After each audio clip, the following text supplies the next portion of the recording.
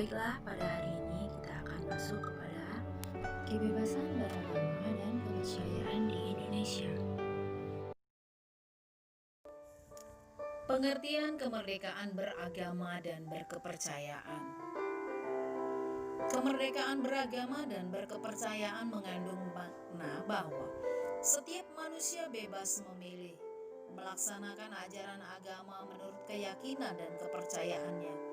Dan dalam hal ini tidak boleh dipaksa oleh siapapun, baik itu oleh pemerintah, pejabat agama, masyarakat, maupun orang tua sendiri. Kebebasan beragama di Indonesia dijamin oleh negara. Semua agama dan kepercayaan yang hidup di Indonesia memiliki kedudukan yang sama dan ada jaminan mengenai kebebasan beragama. Sehingga agama mempunyai kedudukan yang terhormat dan dengan demikian kepentingan agama perlu dilindungi. Diikuti juga dengan peraturan yang menyangkut kehidupan keagamaan. Tegas konstitusi kita menjamin warga negara memeluk agama dan kepercayaan masing-masing. Tidak ada yang perlu diragukan untuk itu. Demikian pernyataan dari Presiden Joko Widodo.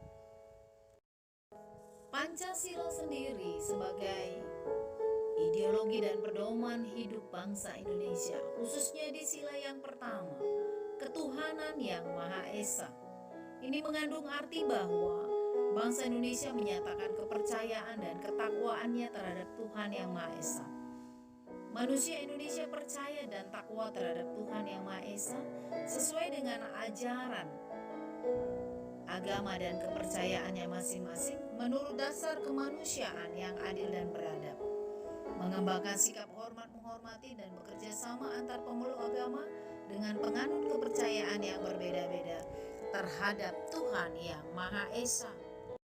Selain menurut Pancasila, kemerdekaan beragama dan berkepercayaan di Indonesia mengandung makna bahwa kemerdekaan beragama di Indonesia diatur dalam pasal 28E, 28I, dan pasal 29 ayat 1 dan 2 Undang-Undang Dasar Negara Republik Indonesia tahun 1945. Kemerdekaan beragama merupakan hak setiap warga negara untuk memeluk dan beribadah sesuai dengan agama dan kepercayaan yang diyakininya. Kemerdekaan beragama tidak diartikan sebagai kebebasan umum untuk tidak beragama, serta tidak diartikan sebagai kebebasan untuk memaksakan ajaran agama kepada orang lain. Menurut pasal 29 ayat 1 Undang-Undang Dasar 1945 berbunyi, negara berdasar atas ketuhanan yang Maha Esa. Ayat 2 menyatakan negara menjamin kemerdekaan tiap-tiap penduduk untuk memeluk agamanya masing-masing dan untuk beribadah menurut agamanya dan kepercayaannya itu. Selain itu ada instrumen tentang hak kebebasan beragama Indonesia, yaitu Undang-Undang Nomor 39 tahun 1999. Hak beragama juga diatur dalam undang-undang tersebut, di mana dinyatakan bahwa setiap orang bebas memeluk agamanya masing-masing dan untuk beribadat menurut agamanya dan kepercayaannya itu.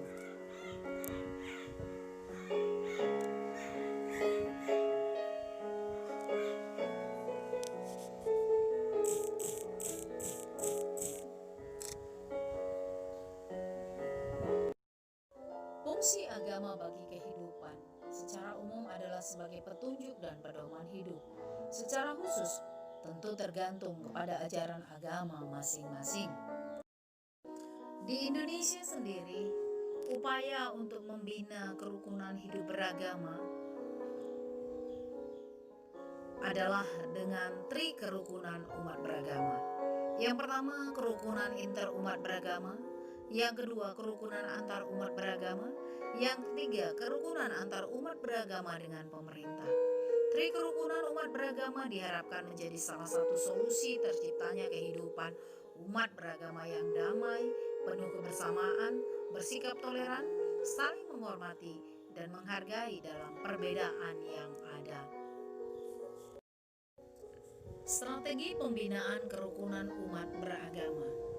Peranan Departemen Agama dalam peningkatan kerukunan umat beragama adalah Departemen Agama lahir dari semangat kerukunan nasional sebagai kompensasi dihapuskannya 7 kata dalam pembukaan UUD 1945 yaitu dengan kewajiban menjalankan syariat Islam bagi pemeluknya, dan Presiden RI harus orang Islam.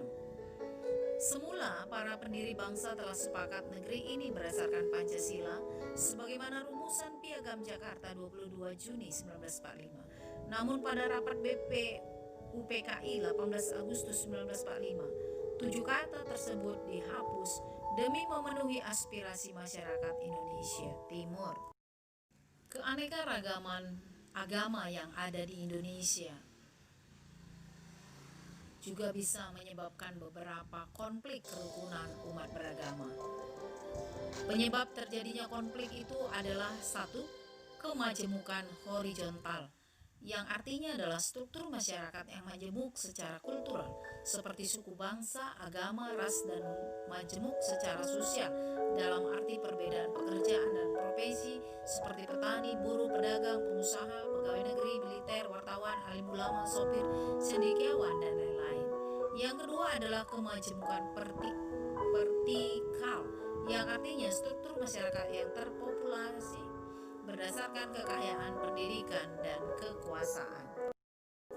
Upaya yang dilakukan untuk membina kerukunan tersebut adalah memperkuat dasar tri kerukunan umat beragama, membangun harmonisasi sosial, menciptakan suasana kehidupan beragama yang kondusif, eksplorasi nilai-nilai kemanusiaan dalam ideologi masing-masing agama, pendalaman nilai spiritual yang implementatif, membuang rasa curiga antar pemeluk agama, menyadari perbedaan sebagai satu keniscayaan.